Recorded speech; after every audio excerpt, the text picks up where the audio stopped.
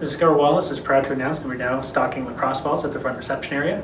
Really great tool for home self-care. So I'm going to really quickly show you a few great exercises to be doing at home for your hips and one for your neck and shoulders as well. So let's start with the hips.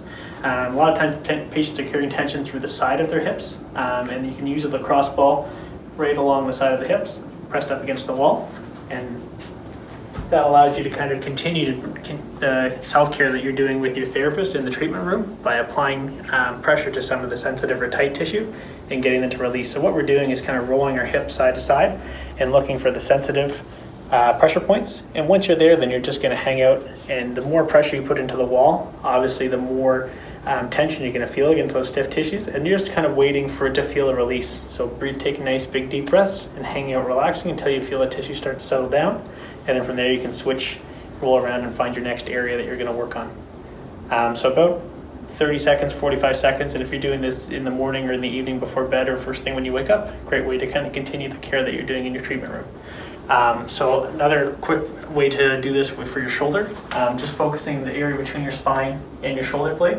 A lot of people have a lot of knots and trigger points in between their shoulder blades. So again, placing the ball in that area and then leaning up against the wall, and once again kind of rolling up and down. You can bring your arm across if you want to kind of get right up against the side of the shoulder blade, and then again looking for a tender spot or a knot, and then hanging out once you find that area and resting until you feel the tension release. So there you go. You have 1 for 6 or 2 for 10, so stop in and pick up your lacrosse ball.